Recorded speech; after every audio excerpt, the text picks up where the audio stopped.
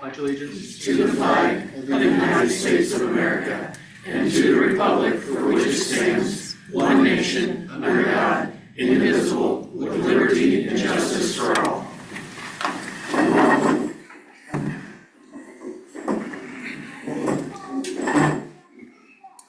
Sunday, have you had a chance to take roll? I have taken roll. Everyone is present. You have a quorum. Great. We'll move on to public hearings and personal appearances. The first item on the agenda this evening is a public hearing to receive public comments on applications made by Pilot Travel Centers LLC to rezone 12.42 acres from C General Commercial District and M Industrial District to C General Commercial District.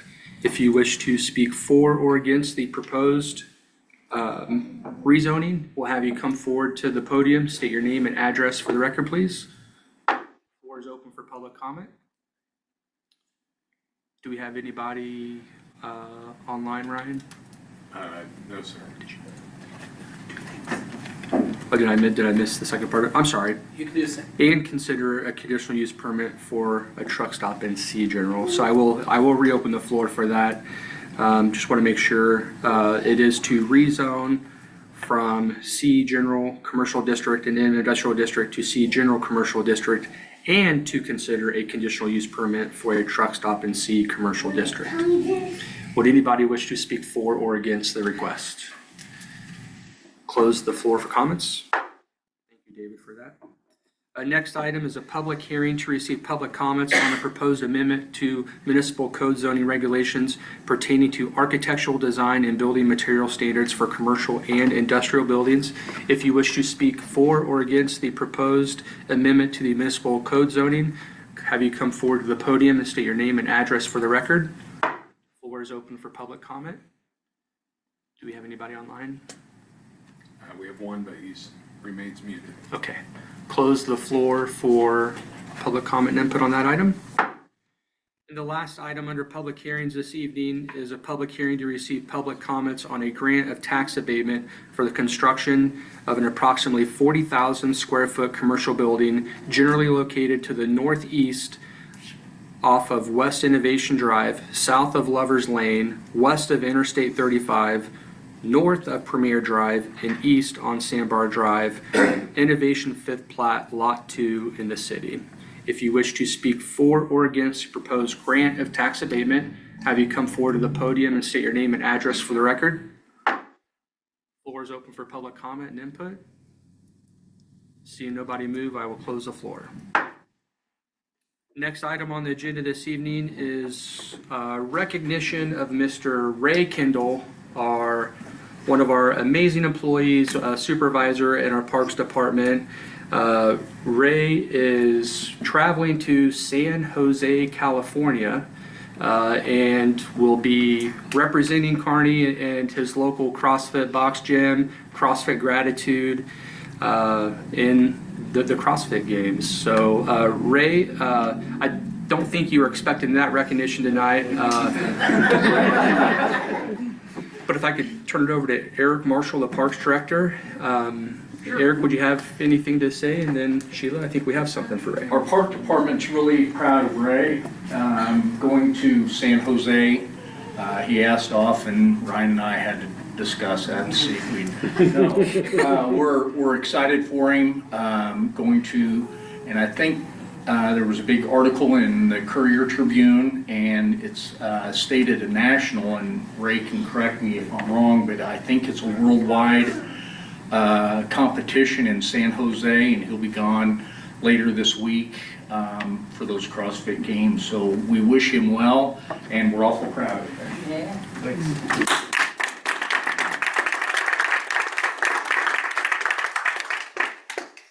Ray, we're sending you off with all our good wishes and best of luck. And so Good. we want you to remember us while you're there. We're all pulling for you and cheering for you. Well, thank you. I appreciate it. Go, Ray.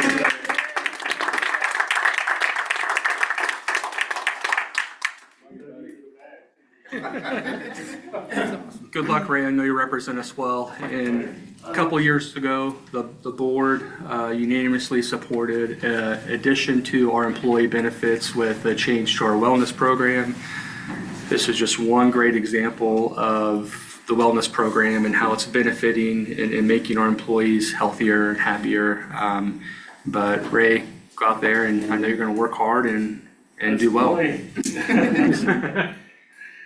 I know you and Mr. Young Kendall are would like to probably stay the rest of the night, but now's a good time if you guys would like to get on with your night. Get loud. Say bye. Bye-bye. There's good stuff. Good luck. Thank you. Good luck. You guys.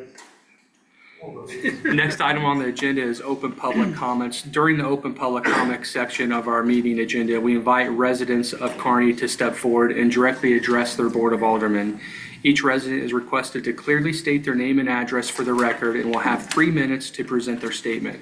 This session is specifically designed for residents to express their views or concerns. It is not intended for dialogue, debate, or question and answer interactions with the board. All statements made during this time will be formally recorded in our public record. We urge participants to keep their remarks respectful and focused on matters relevant to Kearney. Your contributions are a vital part of our continuous efforts to enrich and improve Kearney, and we thank you for adhering to our guidelines and helping us maintain the decorum of this process.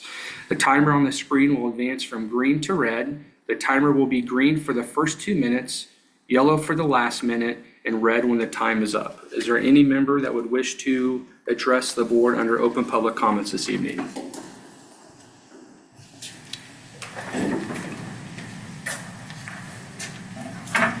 Good evening to everybody. Members of the board, my name is Jason Peart. I reside at 1717 Paddock Drive here in Kearney. I stand before you today as a resident and a former special investigator, special agent who has investigated thousands of high-profile national security-related cases.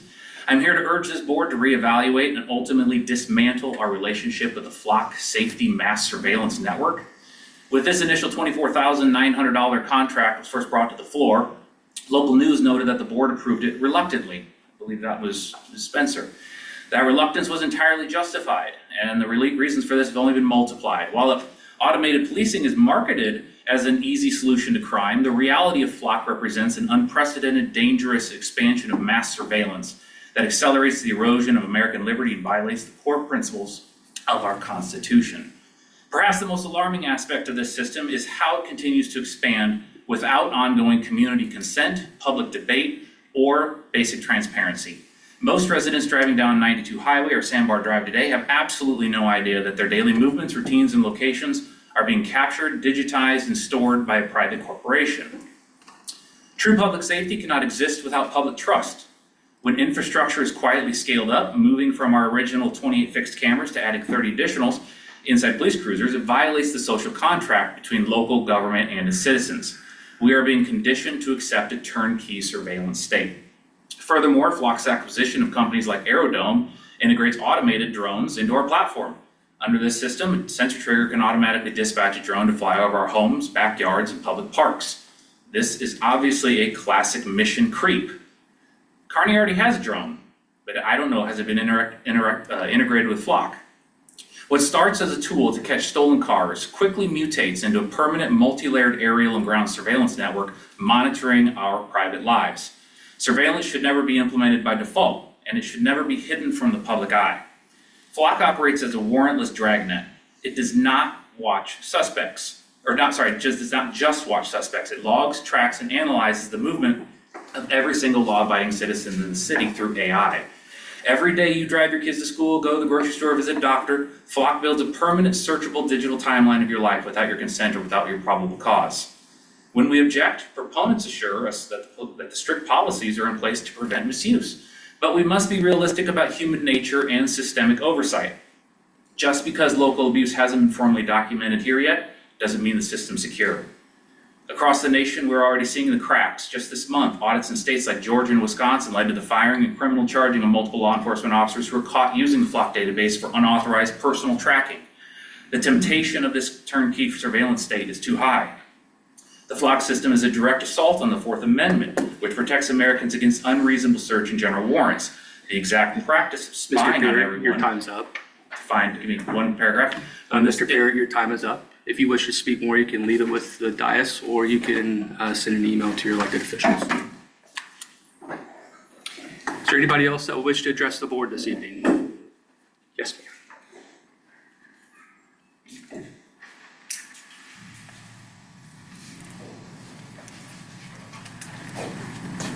My name is Carol Rittenhouse. I live at 215 East 22nd Terrace here in Kearney.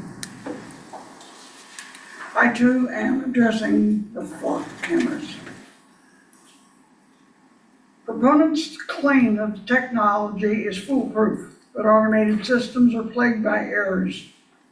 Misread license plates caused by dirt, weather, and software glitches create dangerous false positives and force responding officers to treat routine encounters at high risk felony stops.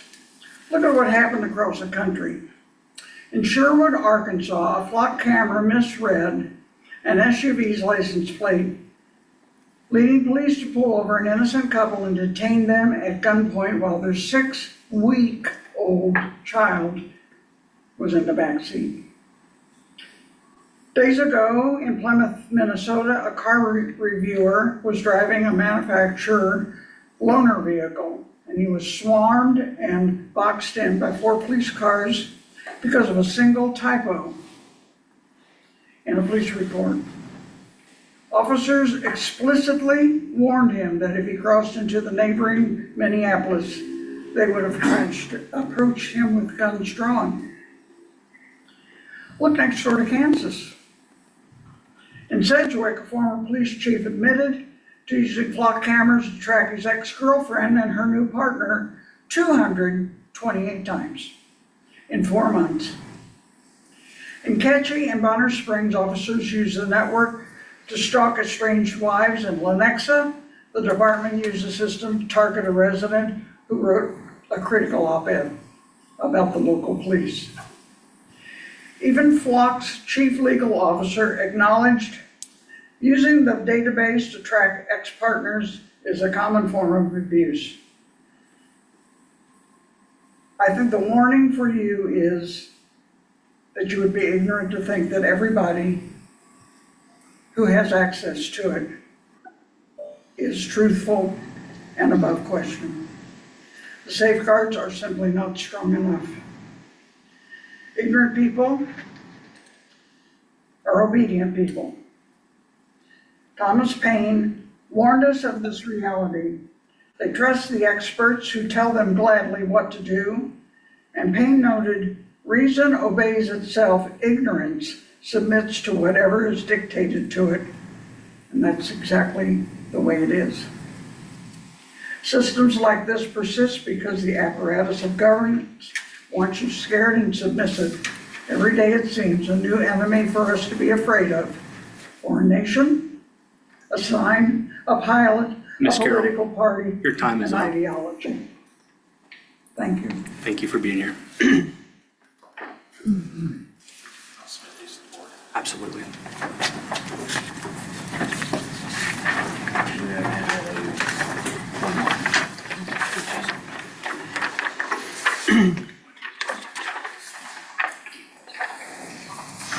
Is there any additional residents that wish to address your board under open public comments this evening?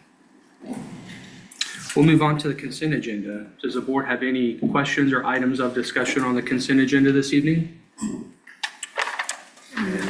Seeing none, if we can entertain a motion to approve the consent agenda as presented? So moved. I'll second that. All in favor? Aye. Opposed? The consent agenda is approved as presented. We'll move on to ordinances this evening. The first ordinance this evening is a motion approving bill number 35, 2026, presented by David Pavlich, our Community Development Director. An ordinance authorizing tax abatement for a project located in the city's enhanced enterprise zone to be undertaken by Thornell Corporation. David? Yeah, actually, we have Megan Miller in the audience today. So you get me. Forward this item. Hi, everybody. I'm Megan Miller with Gilmore & Bell, and we serve as the city's Economic Development Council. So I have Carolyn's notes I'm gonna help this one out a little bit this time. So once again, we have in front of you an applicant that's looking to move and build into the EEZ, very similar to what we've done previously this year and end of last year. We just want to point out that this is a 40,000 square foot building with an anticipated capital investment of 5.7 million. They anticipate retail sales subject to sales and use tax of about 12 million annually. Again, pretty simple.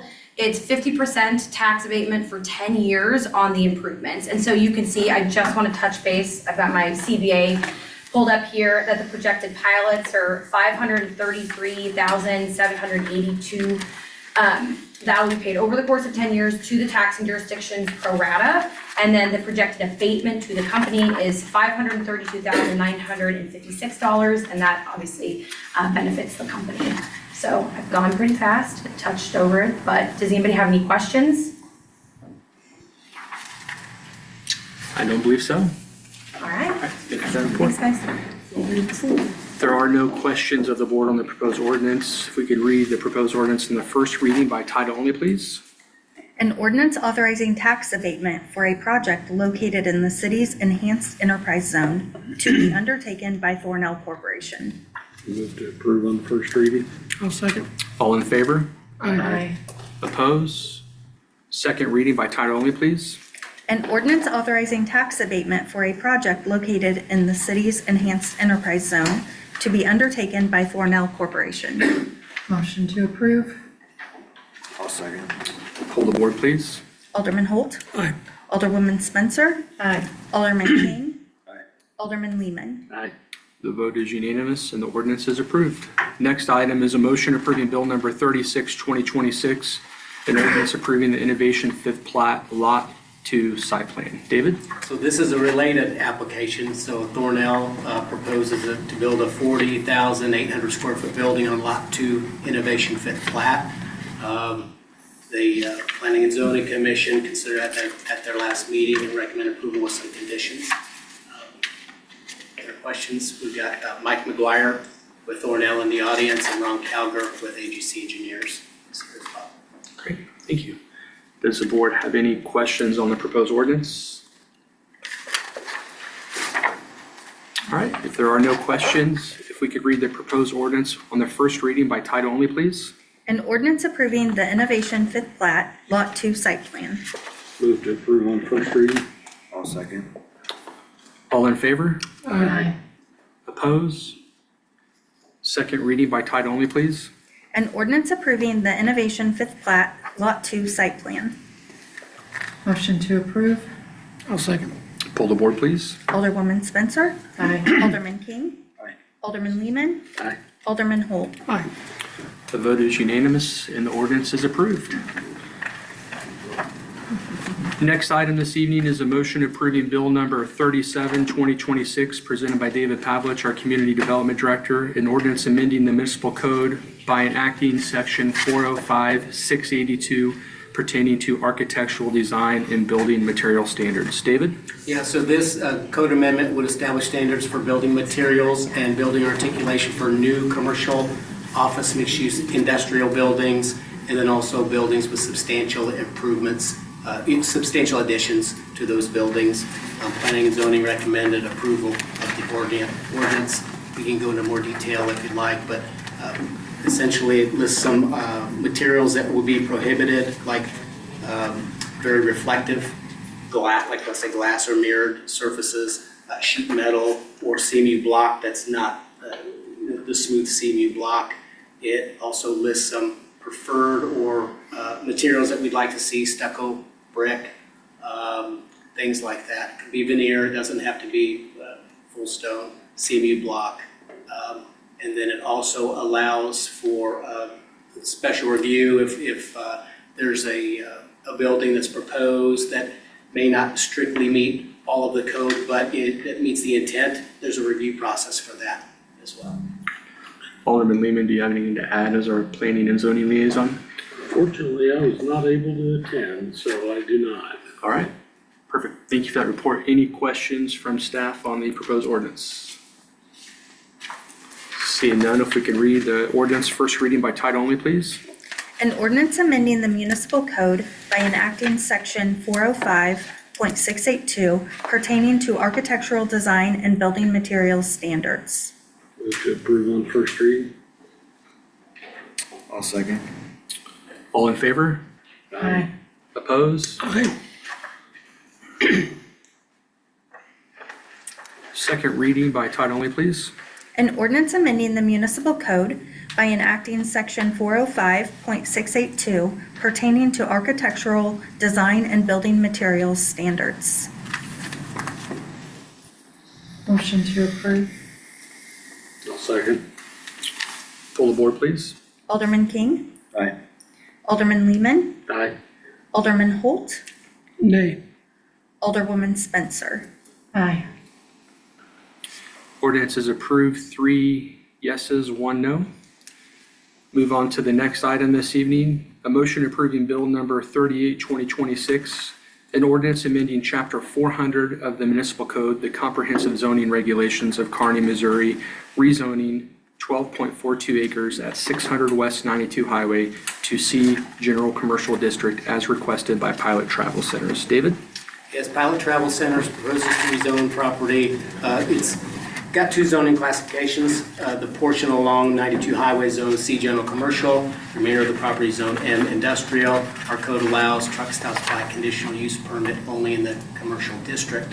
So the proposal is to rezone that portion of it that's industrial to commercial, so it brings it in compliance with the zoning ordinance. Any questions from the board on the proposed ordinance? Seeing none, if we could read the proposed ordinance on the first reading by title only, please.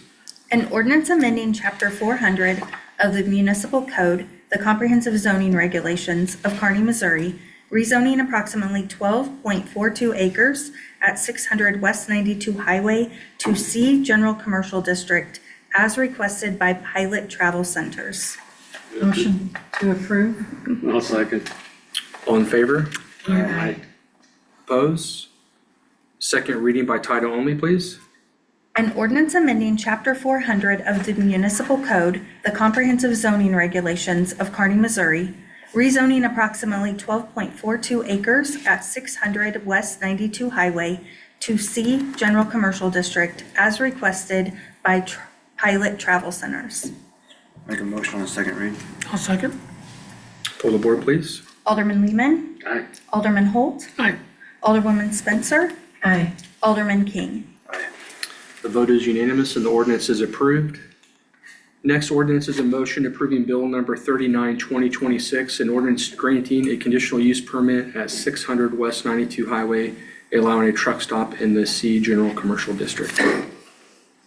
So Pilot Travel Centers seeks approval of conditional use permit for truck stop in the C General Commercial District. Approval would allow or accommodate building addition that they're planning later this year, about 1,800 square feet. As part of the project, they'll also install sidewalk along 92 Highway and Shanks Avenue up to the building. So we'll have additional pedestrian access, additional sidewalk in the area. Great. Any questions from the board on the proposed ordinance? Read the proposed ordinance on the first reading by title only, please. An ordinance granting a conditional use permit at 600 West 92 Highway, allowing a truck stop in the C General Commercial District. Move to approve on first read. I'll second. All in favor? Aye. Opposed? Second reading by title only, please. An ordinance granting a conditional use permit at 600 West 92 Highway, allowing a truck stop in the C General Commercial District. Motion to approve. I'll second. Pull the board, please. Alderman Holt, Aye. Alderwoman Spencer, Aye. Alderman King, Aye. Alderman Lehman. Aye. The vote is unanimous and the ordinance is approved. Next and last ordinance this evening is a motion approving bill number 40, 2026, an ordinance authorizing the city of Kearney, Missouri, refunding and improvement certificates of participation, Series 2026, and authorizing and approving certain documents in connection with the delivery of the certificates. Shelley? Also, I am going to introduce Megan Miller and help with this one. Hi, guys. All right, so I'm here to talk to you today about the certificates of participation that's discussed in the ordinance in front of you. So I just want to give a brief overview of what we're doing. So this in particular is for refunding improvement certificates of participation, which is an annual appropriation financing that the city has utilized before. This is a personal property one though, so it doesn't encumber or utilize any of the city's real property. It'll just encumber the city's equipment that we're essentially financing. So it's it won't have any, you won't have any liens on the buildings that you guys are improving. So just to touch base, this is intending to finance improvements to a handful of buildings. So City Hall, I believe the museum's on there, and the 501 building, as well as constructing a water main on Nation Road. And then we're also refinancing your 2024 equipment lease purchase agreement that built the water tower and then some I'm gonna say this wrong, chloramine conversion equipment. So we're going to get some savings there as well. I think about, from what Todd Goffey with Piper Sandler calculated, about $730,000 of savings to the city, which is great. And so with this ordinance, you guys are allowing us to approve the documents that are going to control and get this financing off the ground. And then also, because this is a negotiated sale, we're drafting a preliminary official statement, which is a huge offering document that Piper Sandler will put out to the market and then sell these certificates on the secondary market. So this allows us to do the sale at a later date. So you'll see in section 1, we lay out some parameters. So the sale is not approved unless it fits within these parameters. So the principal amount cannot exceed 10.4 million.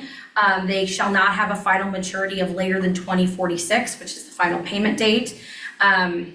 Talk about WHAM, which is the weighted, it's just another, doesn't have as much pull as other ones do, but it's just another parameter that we fit in, but not less than 7 years and not more than 11.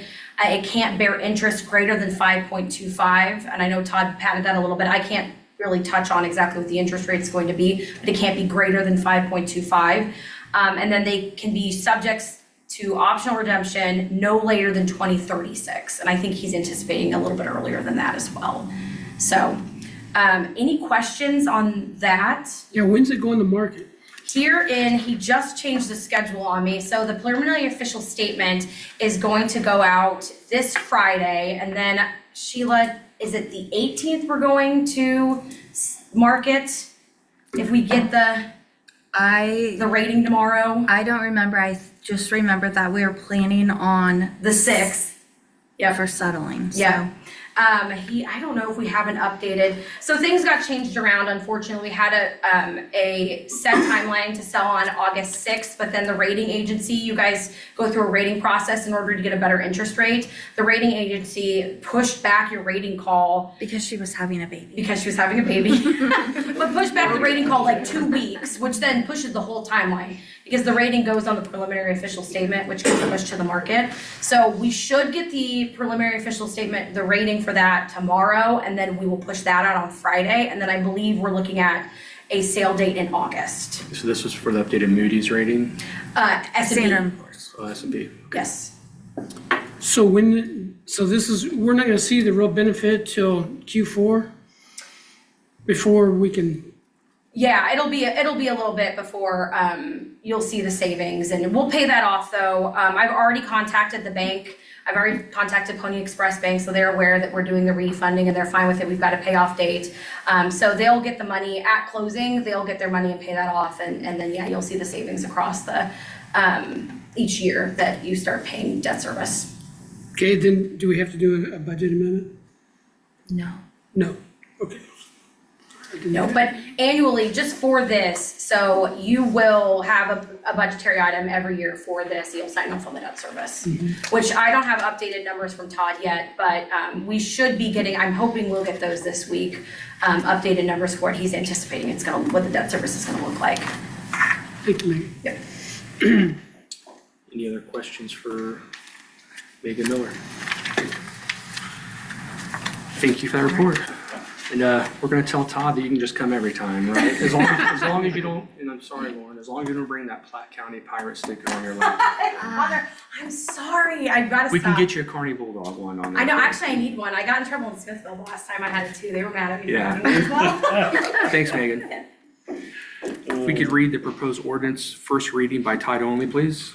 An ordinance authorizing the City of Kearney, Missouri, refunding and improvement certificates of participation, Series 2026, and authorizing and approving certain documents in connection with the delivery of the certificates. Motion to approve on first reading. I'll second. All in favor? Aye. Oppose? Second reading by title only, please. An ordinance authorizing the City of Kearney, Missouri, refunding and improvement certificates of participation, Series 2026, and authorizing and approving certain documents in connection with the delivery of the certificates. Make a motion on second read. I'll second. Pull the board, please. Alderwoman Spencer. Aye. Alderman King. Aye. Alderman Lehman. Aye. Alderman Holt. Aye. The vote is unanimous and the ordinance is approved. We'll move on to resolutions. First item this evening is a resolution approving, a motion approving Resolution 56, 2026, presented by our Police Chief Mark Thomas, a resolution authorizing the Kearney Police Department to apply for the Missouri Blue Shield Grant Program. Chief? Thank you, Mayor and Board. As you know, we have been designated as a Blue Shield community. And after having that, they go through the governor comes up with the right amount that they offer to the entire state that is all Blue Shield community approved. And they have a number that they divide evenly between all these agencies that have applied for and received this designation. And we were told the number, and there's a set of things that we can purchase with this money, and we're hoping to spend with their approval within about $50 of that money. So we're going to spend it all if we can. It's a good grant. There's no ties attached to it. It's a straight up grant that we're going to use, and we're wanting to apply for that now. Great, thanks for our report, Chief. Does anybody, any members of the board rather have any questions on the resolution or Chief Thomas's report? Get the money. We're working on it, sir. All right, if we could read the proposed resolution, please. A resolution authorizing the Kearney Police Department to apply for the Missouri Blue Shield Grant Program. Move to approve on first reading. I'll second. All in favor? Aye. Oppose? Resolution is approved. Thank you, Chief. Next item is a motion approving Resolution 57, 2026, a resolution approving an agreement between the City of Kearney, Missouri and the Kearney Enrichment Council to provide $30,000 of grant funding for the Canopy program. Sheila? Thank you, Mayor. If approved, this agreement will provide $30,000 of city funds in 4 quarterly payments of $7,500 each to the Kearney Enrichment Council for its new Canopy program. The Canopy program offers educational, recreational, cultural, and enrichment opportunities for youths, teens, adults, seniors, and families. The Kearney Enrichment Council will be required to turn in quarterly reports to the city and present an annual report to the Board of Aldermen at the end of this agreement. Thank you for that report. Any questions on the proposed resolution? You'd read the proposed resolution for your consideration, please. A resolution approving an agreement between the City of Kearney, Missouri and the Kearney Enrichment Council to provide $30,000 of grant funding for the Canopy programs. Motion to approve. I'll second. All in favor? Aye. Oppose? Resolution is approved. Next item is a motion approving Resolution 58, 2026, a resolution approving a parking lot use and vegetation maintenance agreement with Shanks Heating and Cooling. Mayor, I'll excuse myself. All right, Alderman King is excusing himself from the meeting. We'll let you know when this item's through. If approved, this agreement will allow the city to use the southernmost 10 feet of Shanks parking lot for Market at the Park, and in return, the city will maintain the vegetation along Shanks portion of the Beer Creek ditch on the west side of that property. Any questions from the board on the proposed resolution? Nope. All right, If we could read the proposed resolution for consideration, please. A resolution approving a parking lot use and vegetation maintenance agreement with Shanks Heating and Cooling. Move to approve on first reading. I'll second. All in favor? Aye. Oppose? Resolution is approved 3-0.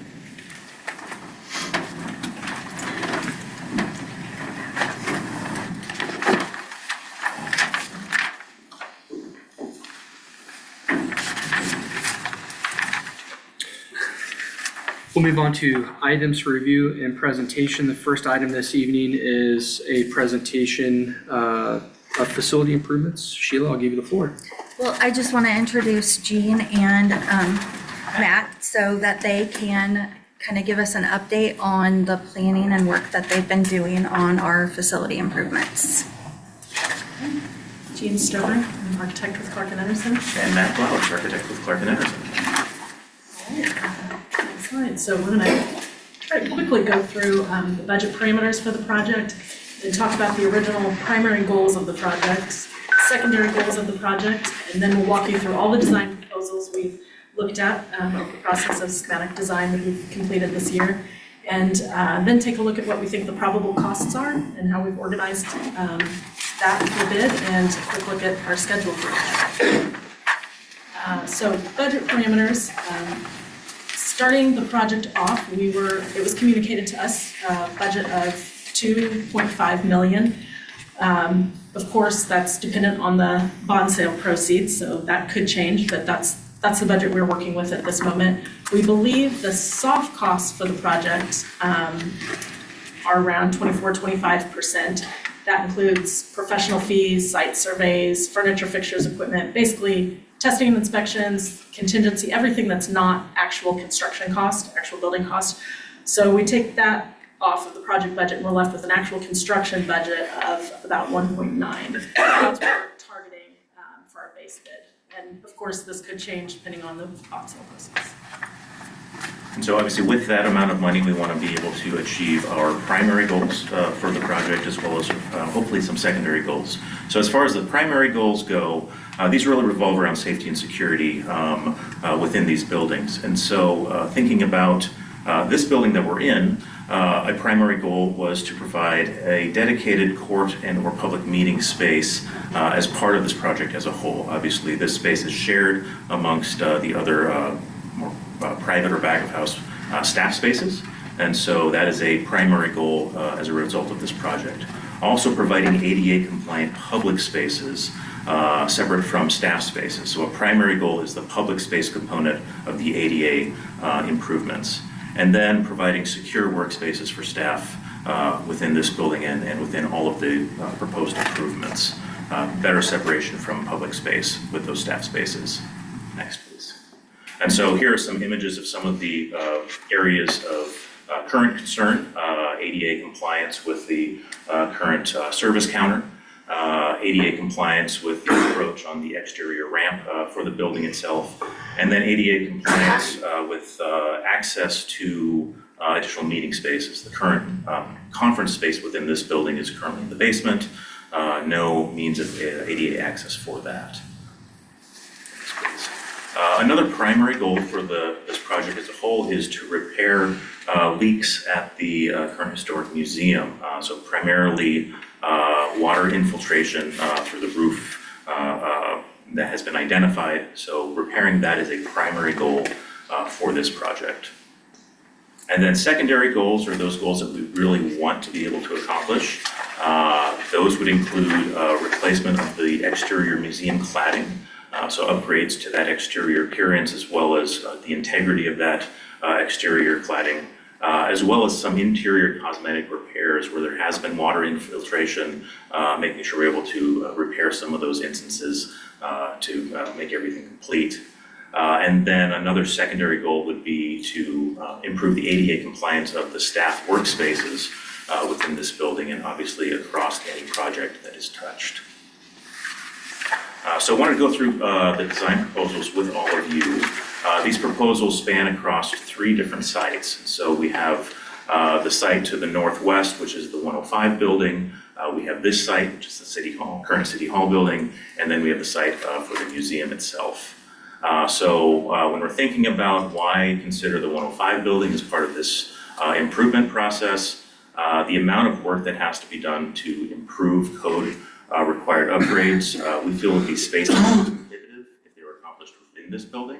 And so the 105 building really does allow us to renovate within a cost beneficial manner and still achieve all of those primary goals. Okay, so with the 105 building, what we're looking at is really a total renovation of the north half of that building. So we have the garage component to the south, currently storage to the north. It would be that entire lower portion to the north that is renovated. That would be transformed into municipal court and boardroom operations, kind of thinking of it as a public meeting space as well, and then also providing off-street parking on that site. For City Hall, looking at more minimal renovations within the building itself, primarily thinking about the service counter and also secure workspace, as well as the exterior ADA ramp. That again is under those primary goals that we had discussed. And then again with the museum site, roof leak repairs, and then thinking about exterior cladding replacement, as well as some of those cosmetic interior improvements. So diving a little bit deeper into the 105 building, this is where we're at currently with the layout. So thinking about it as the plan as it lays out, in the upper right corner, we have our new entrance coming into the main boardroom layout or court layout, depending on the operation. With the board layout, we're hoping to achieve around 66 seats. That's shown here in this diagram. Actually, if you go to the next slide, you can see the difference between that and the court layout, getting closer to 80 seats within that court layout. And then obviously having the board seating at the front of the room with flexible tables and seating arrangement to provide the most flexibility possible for that space. Dedicated AV space, a dedicated consultation room, and then everything on the west side of the plan is more the utilitarian components, ADA compliant restrooms, dedicated mechanical, electrical, and custodial space, storage for tables and chairs for the boardroom layout, and then a new accessible conference space that the city can use that's outside of the basement of this room. Okay. So here are a couple of interior renderings. This is a look at that multi-purpose meeting space in more of the board layout itself, looking at new monitors on the back wall, new kind of really embracing the branding here as well, and then improving to lighting, acoustics, and then a nice flexible layout that allows for lots of participation as well. Just another view kind of from the side looking into that space. Kind of click through these. Here is the dedicated conferencing space within the building. There is a small kind of, I wouldn't call it a kitchenette. There's a counter for coffee and maybe an under-counter refrigerator for beverages there as well. And obviously AV components within this space too.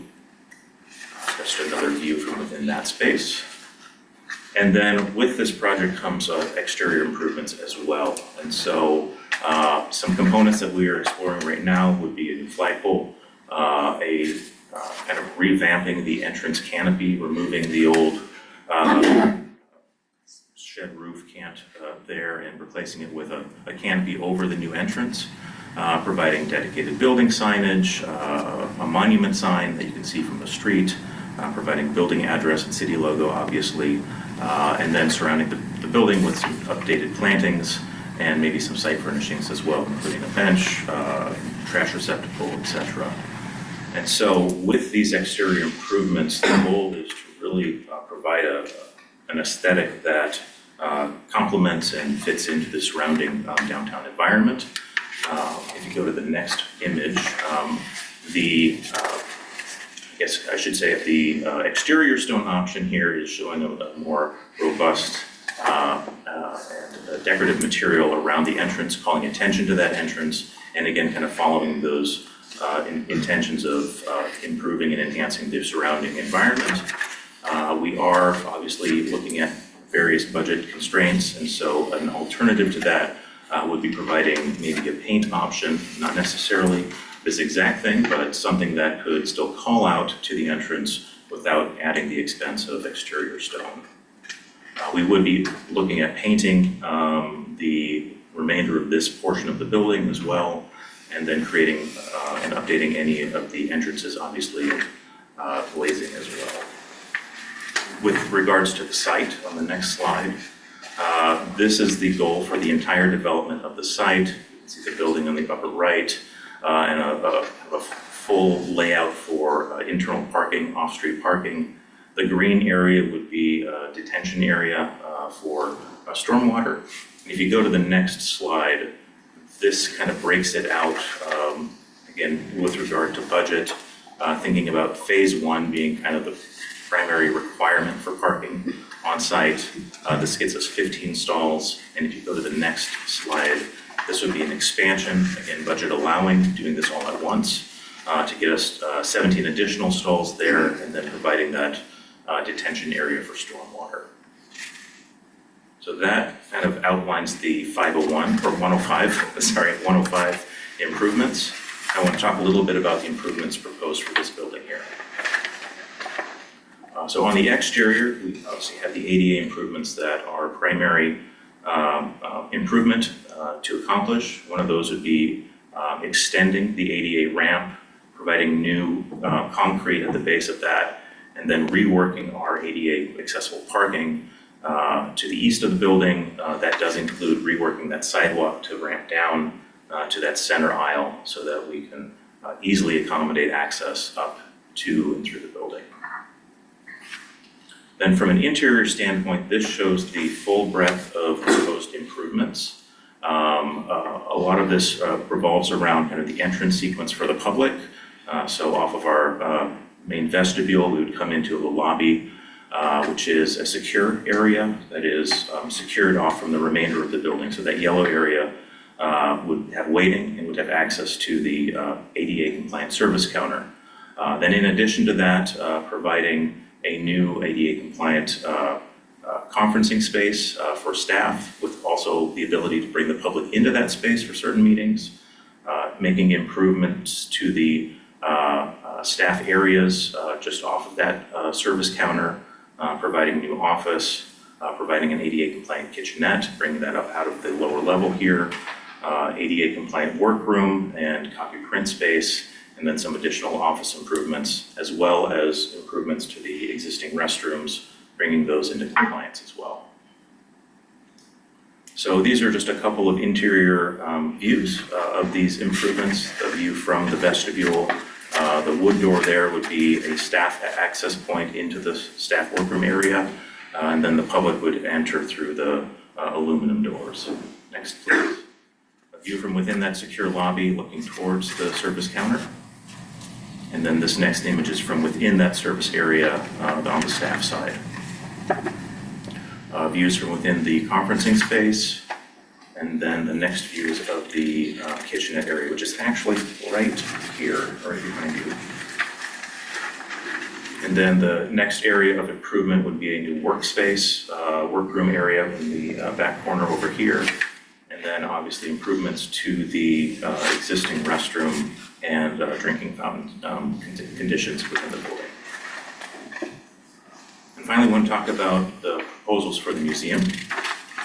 And so again, here, a primary goal is the roof leak repairs, and then hopefully being able to also accommodate the interior cosmetic repairs and new cladding, which really the goal here is to restore that historic aesthetic of the original building, seeing that lower image. I forget what year that's from. We established that. I don't recall the exact year. 30s, thank you so much. And so that was our basis for our design goals for the building. If you go to the next slide, thinking about from an exterior standpoint, keeping that overhang as that was an original aesthetic component of the building. But looking back to some of those original photos, I mean, we're relocating the exterior sign to that upper parapet, just above that lower roof element, and then taking off the false stone cladding and vinyl siding, and updating the facade with new stucco and wood trim, taking it again back to that original look from the historic photos. And then we would be making other improvements to the exterior wall, particularly around the coping, to make sure that we are still waterproof within all of these improvements. So here's just another view of that exterior.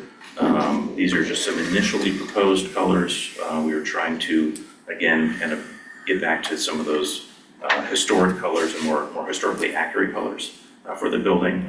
But certainly through design, there's time to have more conversation about the actual implementation of that coloring.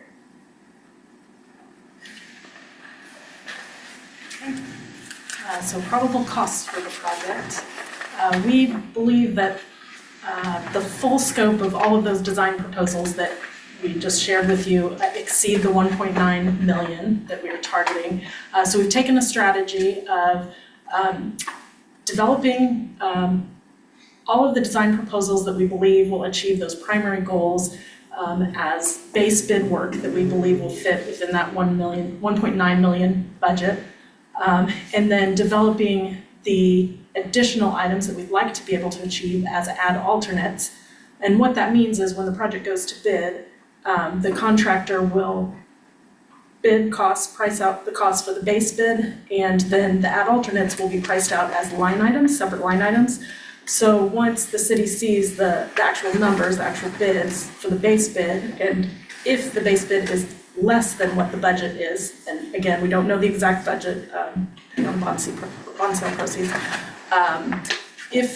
If that base bid comes in less than what the budget is, then there's a chance to then accept some of these add alternates or reject them if you choose to. If the budget doesn't allow for all of them, then at that time you would need to prioritize which ones. But we feel that this is a strategy that allows you to possibly have all of them, but allows us to wait and see when the bids come in. You can advance to next slide. So for the 105 building in site, the base bid would include the full interior renovation to the building, which provides that dedicated public meeting space. And then it would also include the phase 1 site work. And then we would develop and bid as alternates the phase 2, the extended site work. And then for the exterior, we would include the paint option at the entry for our base bid. And then if budget allows, the alternate scope would be to do that more enhanced limestone facade. And then for City Hall, the base bid would really just be the exterior ADA work, so the ramp and the parking, not shown in this one, but the ADA parking, and then the ADA service counter and secure lobby area, and then some of the office area that has to be reworked with that because we're moving the counter. So, and then the add alternates would be, we would develop and design add alternates for the conference room, kitchenette, or ADA kitchenette, and ADA workroom, and ADA restroom. Because of the size of the lobby, by code, you're not required to provide a public restroom, which means you don't need to have a public ADA restroom because it's under, I think it's 300 square feet is that requirement. But if budget allows, obviously we would want to improve those restrooms and make them, restrooms and drinking fountains, and make them ADA compliant for the staff workspace. And then for the museum, we've included in the base bid roof leak repairs to stop any current roof leaks. And then we would develop and bid as add alternates repairs to the interior cosmetics and exterior cladding replacements. And then just a quick look at schedule, and then we'll open up for any questions you guys have. We're about halfway through the overall process. We've completed programming, our site analysis, and schematic design. And so we'll be starting into design development this month, for this upcoming month. And that's where we'll really get into selecting specific finishes, specific materials, developing construction details, coordinating between engineers and all of the disciplines, and developing specifications. And then that moves into construction documents, continue to do that to an even more detailed level, and then hoping to bid then project at the end of November. Got the 23rd target date here. So you can see, looking at sort of a timeline week by week, we are pretty much right in the middle of our process. If you guys have any questions with that, I'll open it up. I'd just like to mention a consideration. I know we're not making any decisions tonight, obviously, but I was kind of surprised on the bid alternates for the 105 building. If we can go back to that slide, please. There's 17 or 18 of us here tonight that are either elected officials or work for the city. We're talking about 15 parking stalls at our new designated meeting space. I don't think that's good planning. So I think that's something we should definitely take into consideration. Any questions from the board? Any? You read my mind. I Okay. was thinking, because when I came in, I parked out front by police because every spot was taken. Our lot is full. They're full out here and a couple across the street. So, yeah, this is not realistic. Any other questions, comments on the presentation? David, when we were looking at the 105 building to purchase, you did a drawing of how many parking spaces we can get in there. It was like 27 or 28, Gosh, I don't remember. a lot more than 17. So when I saw that, I'm thinking, I think the difference there, Mr. Dan, is I don't think we ever planned on any detention. So I think that's taking up some space too, I would guess. The full build Yes. out, I think, accounts for 34 spaces. Is that what it said on there? I think it was Total. less. An additional 17 Yeah. over the base. But you're 15. right, the detention is what Yeah. is limiting.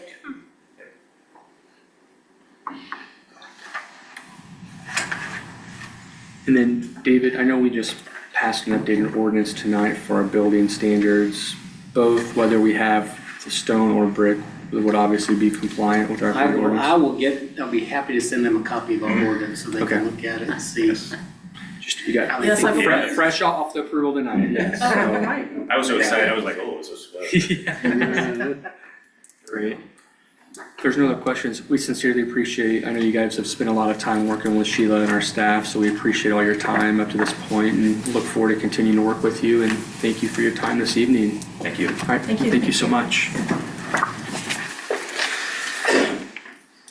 Next item is the June 2026 monthly financial report. So with a quarter of the fiscal year complete, there are just a couple of things that we're going to continue monitoring closely throughout the rest of the year. First of all, I talked about it actually at our last meeting, that our cemetery expenditures, they are going to require a budget amendment.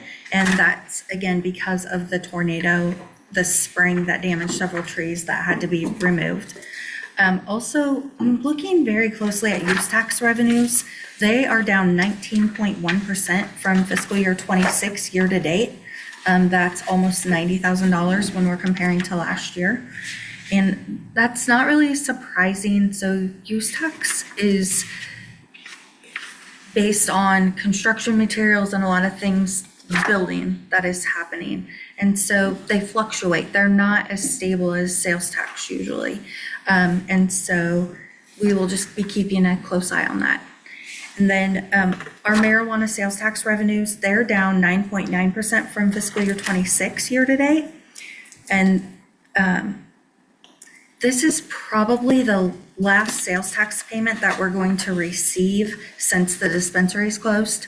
And so that impact is expected to impact us by about $150,000 this year when you're looking at overall.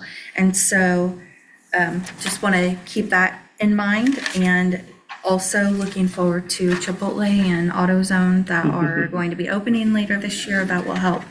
But I also want you guys to know that sales tax overall, it's up 8.8% over fiscal year 26 as of June 30th.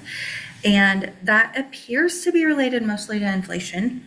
And then, yeah, that's what I have. And if you guys have any questions, I just want you to kind of know what we're monitoring, what we're looking at, and.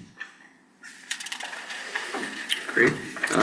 So the dispensary in town closed already? Yes.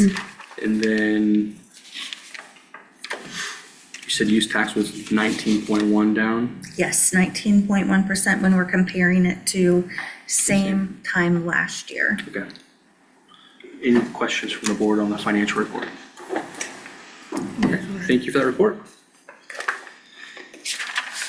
Next item is Ms. Shelley Daniel, our Public Works Director, is going to give us an update on our native flower and grass at the new interchange project.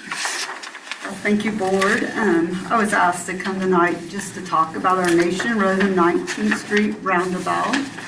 I did provide you a little handout and try to give you a chance to look at it beforehand.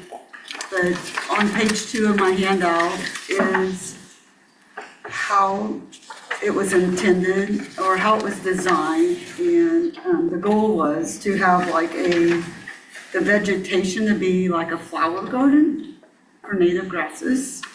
And so the design included seeding for native flowers along the interior. So there's the limestone on 4 quadrants, and then the exterior is just a normal turf grass. So we got that planted with the project, and immediately it came up, and it was very weedy looking to the public. And so we started mowing it at the recommendation from the contractor. Pine Valley provided the seed. And I guess there's actually a little nursery rhyme that goes with native grasses. So they said the first year it sleeps, second year it creeps, and then the third year it leaps. So next spring will be our 3rd year. But we could also just quit mowing and see what happens. So that's what I was going to ask. So do you think by maintaining it, we're halting the beautification, like stopping the Still growth. right? So Well, no. If, like, I've researched this, I'm not a landscape architect or anything, but they did say it takes time for the root system to establish and spread. It's very difficult to grow native flowers from seed in Missouri. However, it could happen. Donnie's went out there, I went out there, neither one of us really could identify any flowers at this time. We do see like weeds.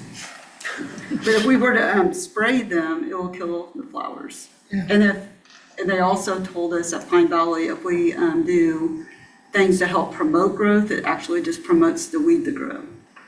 So we're very hopeful that we have some flowers. We even purchased extra seed the first year and concentrated around the fence post in the middle.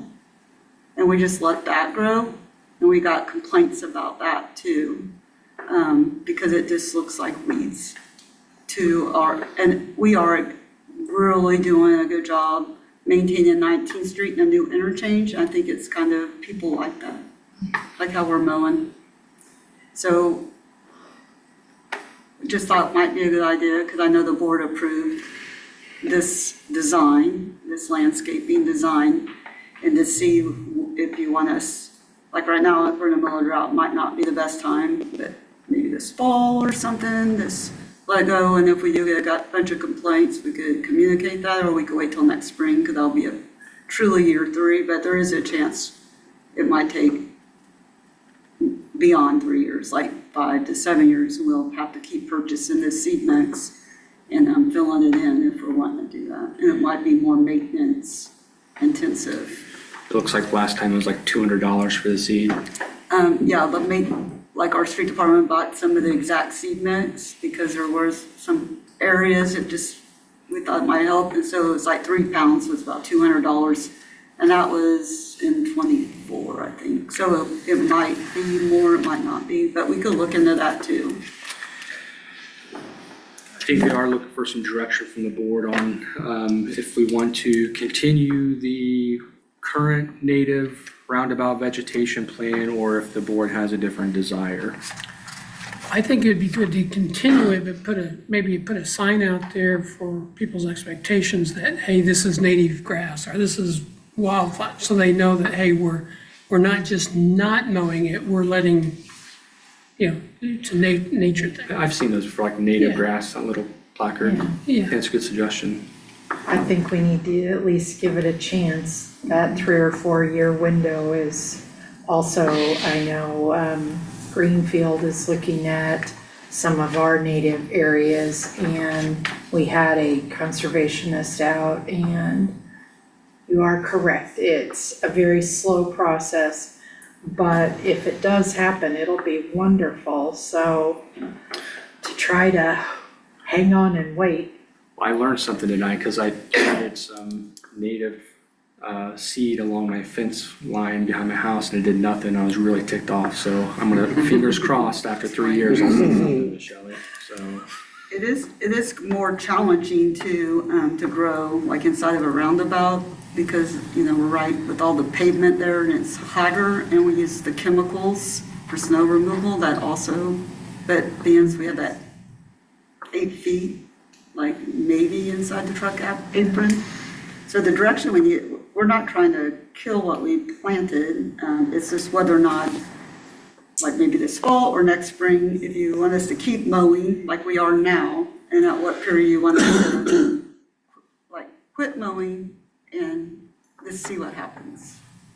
And what it looks like, knowing that we might get a lot of citizen complaints about grass, and we could get a sign. Colleen had actually recommended that, so. Yeah, I think if we have a couple of signs from either direction, that might cut down on a few of the complaints. Yeah, because then they'd know that we're just not abandoning it. Yeah, that we're not ignoring this. We're taking a deep breath and trying to let Mother Nature.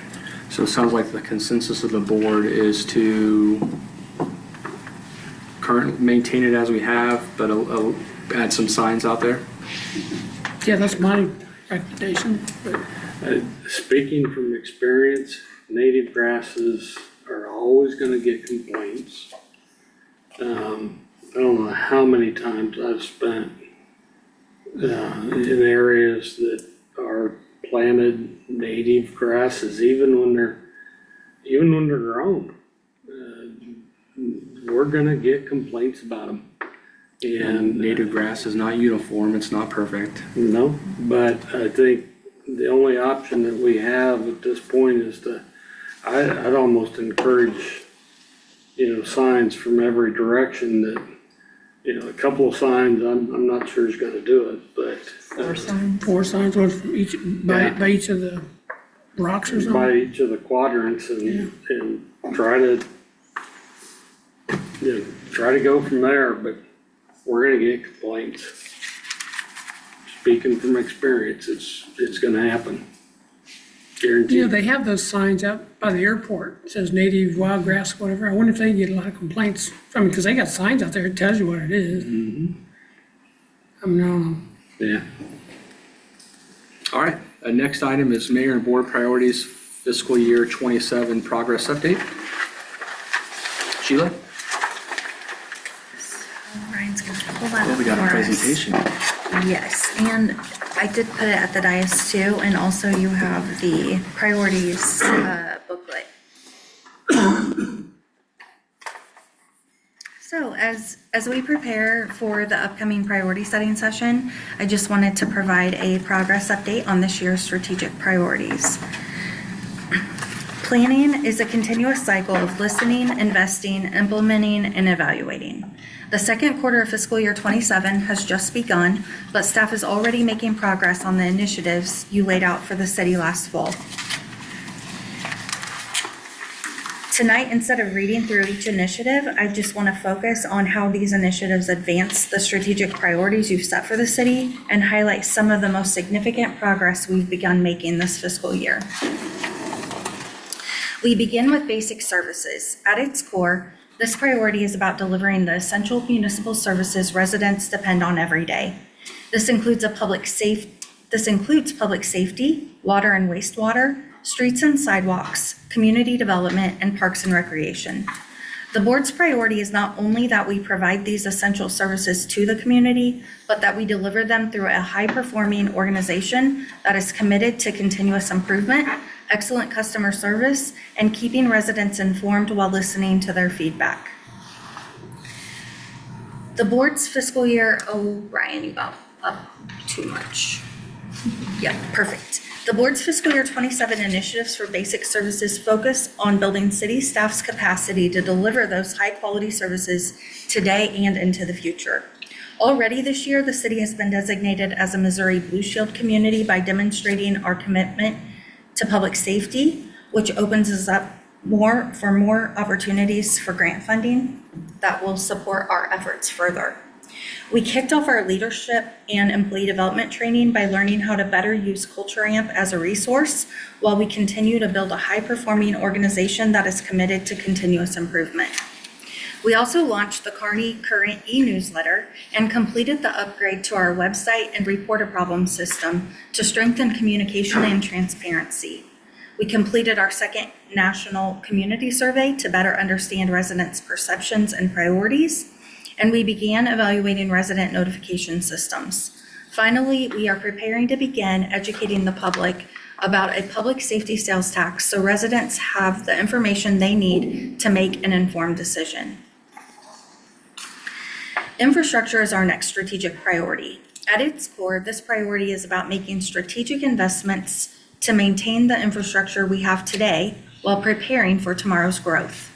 That includes our public facilities, water and wastewater systems, transportation network, and stormwater infrastructure. The board's priority is to invest wisely by maintaining existing infrastructure, expand capacity where needed, and make improvements that support both current residents and future development. The board's fiscal year 27 infrastructure initiatives focus on protecting our existing assets while also preparing Kearney for tomorrow's opportunities. Already this year, we've made significant progress. We've completed the long-term wastewater facility plan and are moving into design. We've also begun working through the state revolving fund financing process approved by voters, which will save sewer customers $30 million in interest costs over the next 30 years. The board approved an agreement with MoDOT for the Lions Park pedestrian crossing and has awarded construction contracts for Hall Park, the Nation Road Waterline Extension, and just tonight, the Kearney West Side CID Waterline Project. We've also begun the right-of-way acquisition phase for the 19th Street Complete Street Project and are advancing the Clark Street Waterline replacement, the Mac Porter Connector Trail, and the Regency Drive, Route 92, and Route 33 sidewalk projects. At the same time, we're taking care of the infrastructure we already own by developing capital asset maintenance and capital improvement plans and making improvements to city facilities that will improve public access, staff safety, and city operations, including upgrades to our animal kennel, while continuing to pursue competitive grant funding that stretches our local tax dollars further.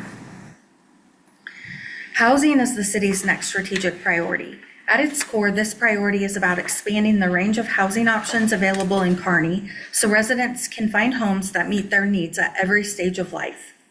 The board's goal is to provide a variety of housing choices that support young professionals, recent college graduates returning home, teachers, police officers, families, empty nesters, and seniors, allowing residents to find a home that fits their needs without leaving Kearney and strengthening our community's long-term resilience. The board's housing initiatives focus on making Kearney a community where quality housing can be built more easily and where developers see the city as a collaborative partner. Already this year, we've made meaningful progress in strengthening relationships with the development community. What began as conversations surrounding the city's new erosion control ordinance evolved into productive conversations that improved communication and helped build stronger working relationships with local builders and developers. We've also begun simplifying the building process by putting permit applications on our website and reviewing our development and building permit forms to make it easier for applicants to do business with the city.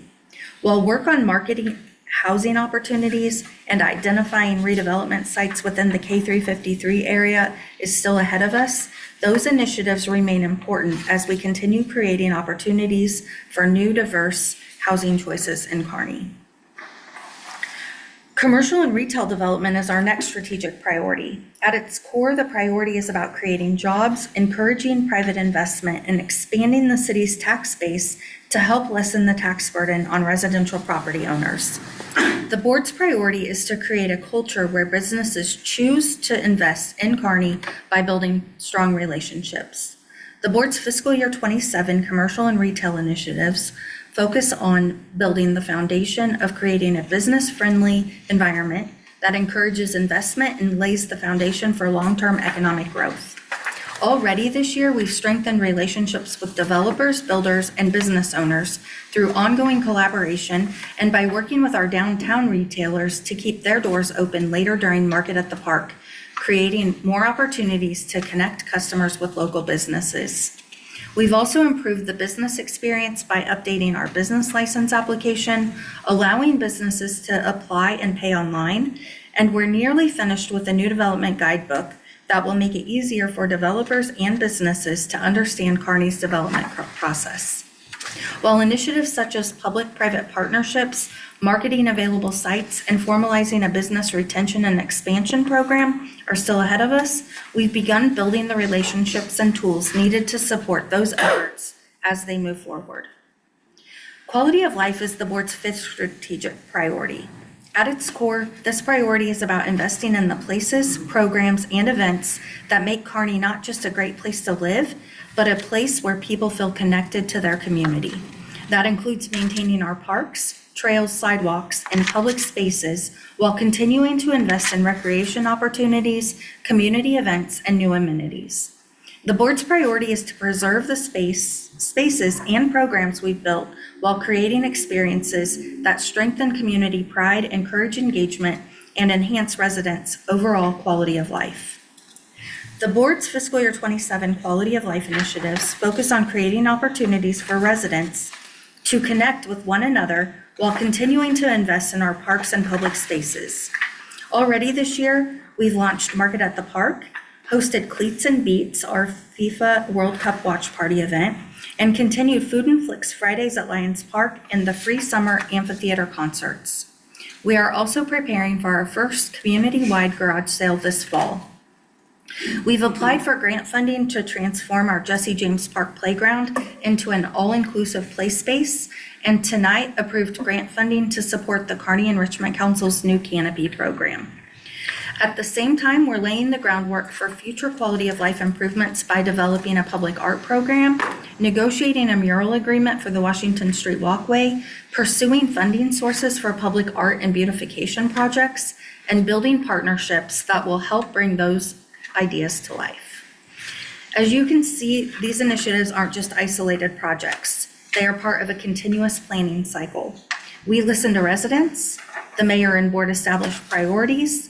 Those priorities are incorporated into the annual budget. Staff develops work plans and projects to implement them, and those efforts result in completed projects and operational improvements that directly serve our residents. The National Community Survey helps us measure whether the work we're doing is making a difference and identifies where we have opportunities to improve. Colleen will be presenting the results from our 2026 survey next.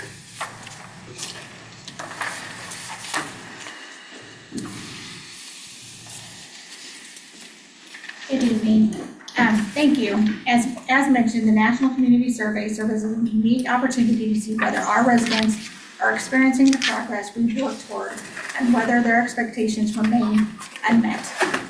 We won't wade through the entire page-by-page report tonight. I'm sure that'll be lots of fun for all of you that love data.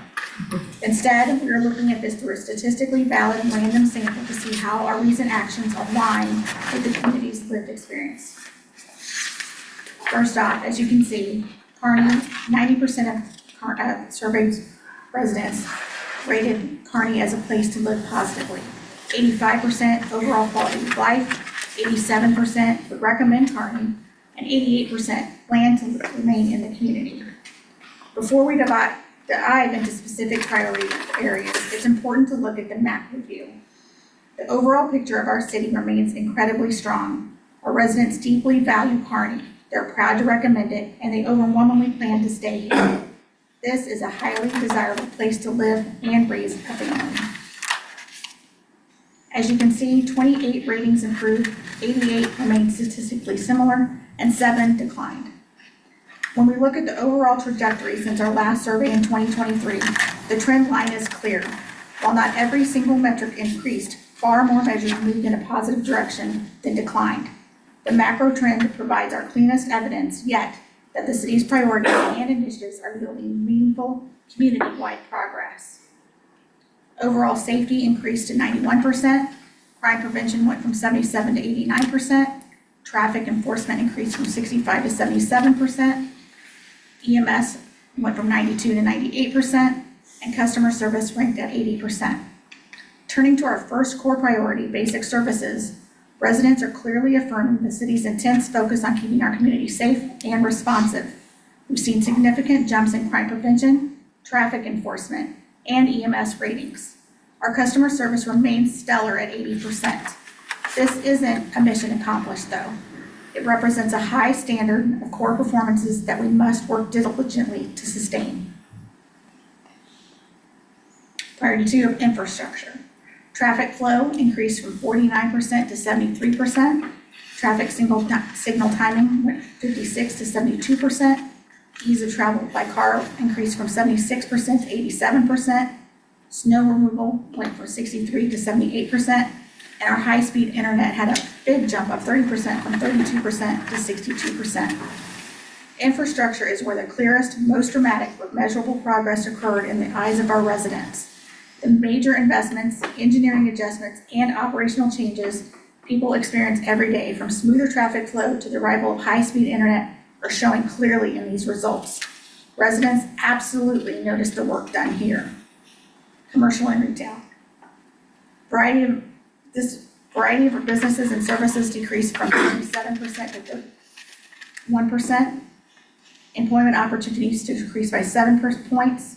Overall economic health went from 72 to 64%. Shopping opportunities remain low. With commercial and retail, we see a different story. While the city has made significant investments preparing the structural backbone for commercial growth, residents measure economic success by what is visibly open.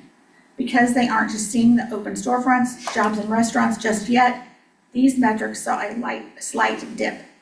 To be completely candid, the groundwork is laid, but our residents are still waiting to experience the tangible benefits and outcomes. On housing and community, overall quality of new development went down by 6%, which leads to what does quality growth mean for Kearney? So finally, our baseline is very strong, the residents explicitly asking for more ways to enjoy, connect with, and participate in our community. Our parks and infrastructure are valued, but we are seeing interest in cultural activities, fitness opportunities, and vibrant public spaces.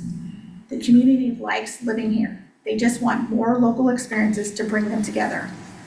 So to wrap up, residents have told us that they value the city's continued focus on safety and reliable services.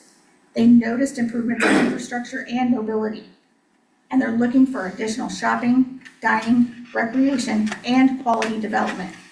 Tonight, we've shared what residents told us.